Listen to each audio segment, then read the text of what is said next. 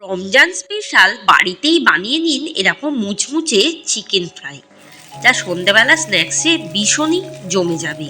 আমার তো chicken fry খেতে ভীষণই ভালো লাগে, তবে আমার রেসিপির মতো বানালে বারবার বানিয়ে খেতে ইচ্ছা হবে। বাড়িতে লোকজন এলে খুব কম চিকেনেই বানানো হয়ে যাবে। দেখে নিন রেসিপিটি।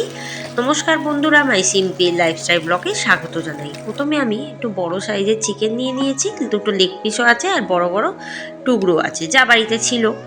এরপর দিয়ে দেবো 1 টেবিল চামচ নুন, 1 টেবিল চামচ গোলমরিচ গুঁড়ো, 1 চামচ লঙ্কার গুঁড়ো, 1 চামচ চাট মশলা, পরিমাণ মতো চিলি ফ্লেক্স, 1 টেবিল চামচ রেড চিলি সস আর 3 টেবিল চামচ সর্ষের তেল দিয়ে ভালো করে এটাকে ম্যারিনেট করে প্রায় 20 মিনিট রুম টেম্পারেচারে ফেলে রাখবো।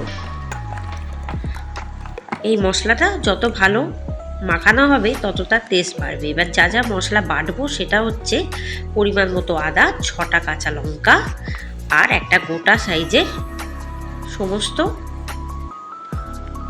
রসুনের কোয়াগুলো খচা খচাভাবে বাটা হবে, জল ছাড়াই বাটতে হবে। ওর মধ্যে দিয়ে দিলাম 15 মিনিট পর। তারপর দিয়ে দেবো একটা গোটা পাতিলেবুর রস দিয়ে এটাকে খুব ভালো মতো ম্যারিনেট কিন্তু করতে হবে। এটা 3 বার কিন্তু ম্যারিনেশন হবে। এবার ভালো মতো মাখিয়ে প্রায় 10 মিনিট রেখে দেব। 10 মিনিট পর দিয়ে দেবো ময়দা, ওই হাফ কাপ মতো ময়দা দিতে হবে। দিয়ে এটাকে ভালো মতো ম্যারিনেট করে আরও 10 মিনিট রাখতে হবে। আগেই বললাম এখানে 3 বার ম্যারিনেশন হবে।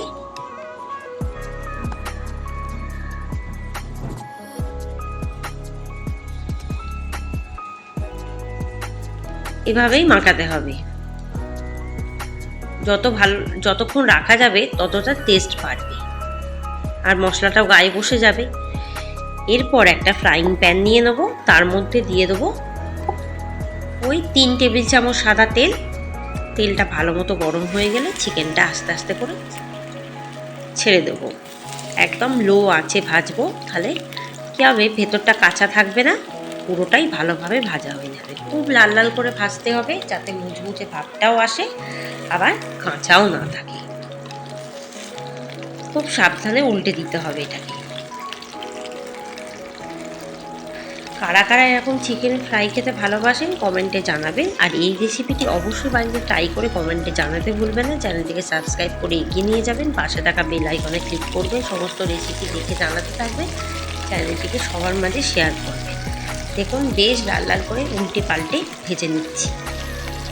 যত ভালোভাবে ভাজা হবে মুচমুচে ভাবটা তত আসবে আর চিকেনটাও ভালো মতো সিদ্ধ হয়ে যাবে। একটু সময় ধরে প্রায় 15 থেকে 20 মিনিট সময় ধরে ভাজতে হবে।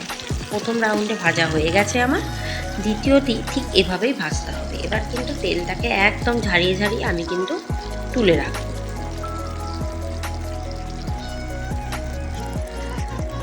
এরপর বাকিগুলো ঠিক একই প্রসেসে ভাজতে হবে, ওই তেলের মধ্যেই। কোনো রকম আর তেল দেওয়ার দরকার নেই। যারা ডায়েট করছেন তারাও কিন্তু খেতে পারেন। এরপর ওপর থেকে একটু গোলমরিচের গুঁড়ো ছড়িয়ে দেবো। এরপর এটাও আস্তে করে উল্টে দেবো, খুব লাল লাল করে এটাকেও ভালোভাবে ভেজে নিতে হবে।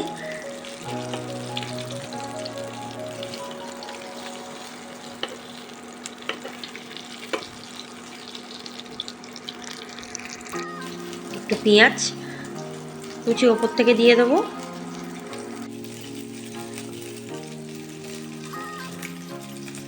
এবার বাকিগুলোও এভাবে ভেজে তুলে রাখবো। ব্যাস রেডি। ওপর থেকে একটু গোলমরিচের গুঁড়ো ছড়িয়ে দিলেই একদম জমে যাবে।